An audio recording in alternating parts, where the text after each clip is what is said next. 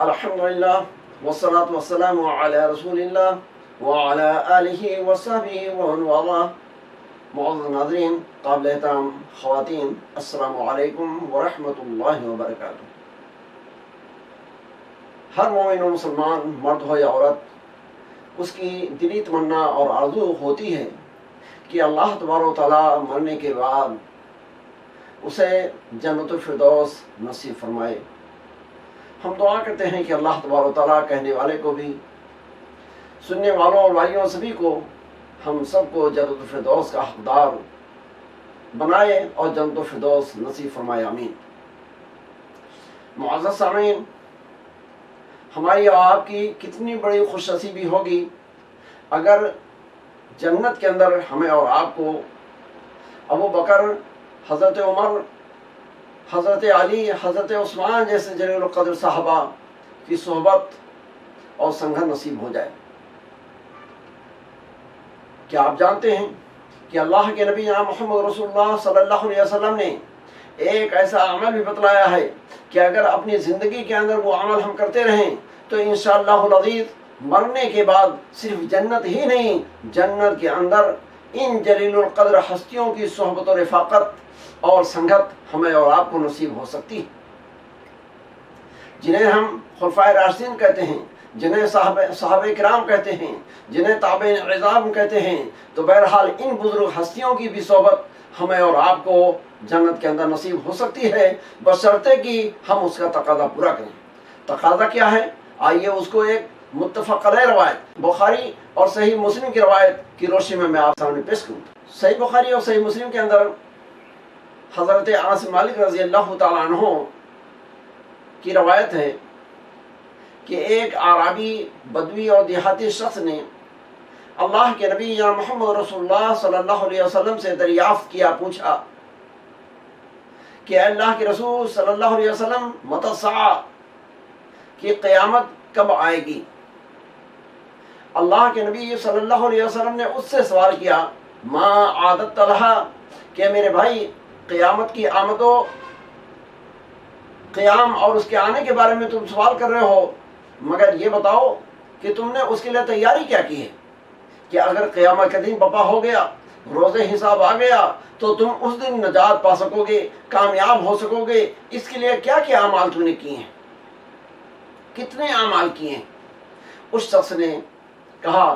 کہ اللہ کے رسول صلی اللہ علیہ وسلم، میں نے اس کے لیے کچھ زیادہ تو تیاری نہیں کی ہے، کچھ زیادہ اعمال تو نہیں کیے ہیں، لیکن میں دل سے اللہ اور اللہ کے رسول صلی اللہ علیہ وسلم سے محبت کرتا ہوں۔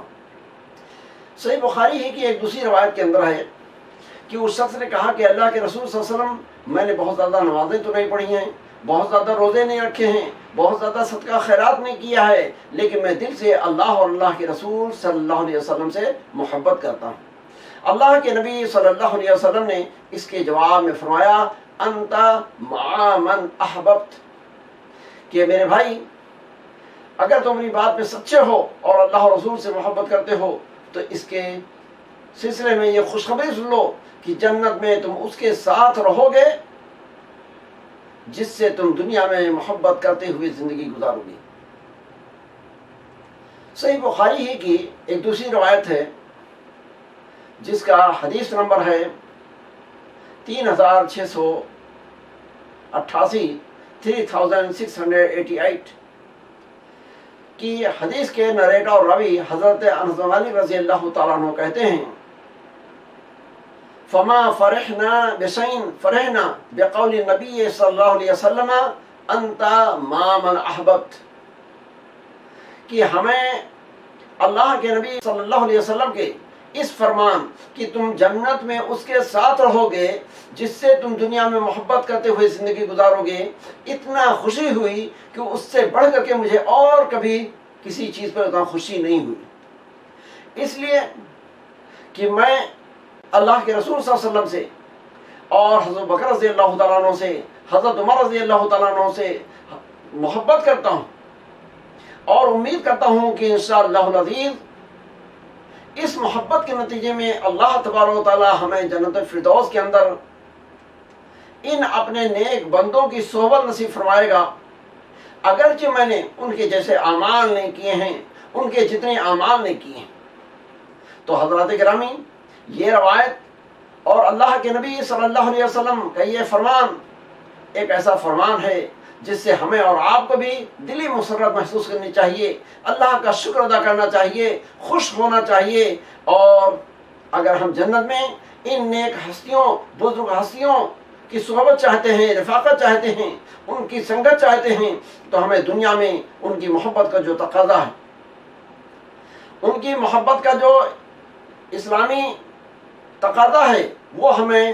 پورا کرتے ہوئے زندگی گزارنا چاہیے۔ تو انشاءاللہ العزیز مرنے کے بعد ہم صرف جنت ہی نہیں، جنت کے اندر اللہ کے نبی صلی اللہ علیہ وسلم، خلفائے راشدین اور ان جلیل القدر ہستیوں کی ہم صحبت پا سکتے ہیں۔ ہم اللہ تبارک و تعالیٰ سے دعا کرتے ہیں کہ اللہ تبارک و تعالیٰ ہمیں کیا عبادت ہو، کیا اخلاق ہو، کیا معاملات ہوں، کیا خوشی کی گھڑی ہو، کیا غم کی گھڑی ہو، زندگی کے جتنے بھی حالات ہیں، ہر حالات کے اندر ہمیں ان نیک ہستیوں، پاک ہستیوں کے طور طریقے کو اپناتے ہوئے عملی طور پر ان کی محبت کے تقاضے کو پورا کرنے کی توفیق عطا فرمائے، کیونکہ اللہ تبارک و تعالیٰ کے ہاں صرف زبانی دعویٰ کام نہیں آئے گا جب تک اس کے ساتھ دلیل اور عملی پروف اور ثبوت نہ ہو۔ تو اس لیے ہمیں اور آپ کو اپنی زندگی کے اندر ہمیشہ اس بات کی کوشش کرنی چاہیے کہ ہم اللہ کے رسول صلی اللہ علیہ وسلم سے سچی محبت کرتے ہوئے، خلفائے راشدین سے سچی محبت کرتے ہوئے، صحابہ کرام سے سچی محبت کرتے ہوئے، بزرگان دین سے سچی محبت کرتے ہوئے اپنی زندگی گزاریں، تاکہ مرنے کے بعد ہم صرف جنت ہی نہیں بلکہ اللہ کے فضل سے ان بزرگ ہستیوں کی ہمیں صحبت اور سنگت نصیب ہو۔ اللہ تبارک و تعالیٰ سے دعا کرتے ہیں کہ پروردگار عالم ہمیں نبی کریم صلی اللہ علیہ وسلم کے اس فرمان اور آپ کے جتنے بھی فرمودات اور ارشادات ہیں ان کو زندگی میں اپناتے ہوئے، ان کے مطابق عمل کرتے ہوئے زندگی گزارنے کی توفیق عطا فرمائے، ہماری اور آپ کی نیکیوں کو قبول فرمائے، اور ہم سب کو جنت میں ان نیک ہستیوں کی صحبت و سنگت نصیب فرمائے، آمین۔ اقول قولی ھذا استغفر اللہ لی ولکم ولسائر المسلمین فاستغفروہ من کل ذنب انہ هو الغفور الرحیم، وآخر دعوانا الحمد للہ رب العالمین، والسلام علیکم ورحمۃ اللہ وبرکاتہ۔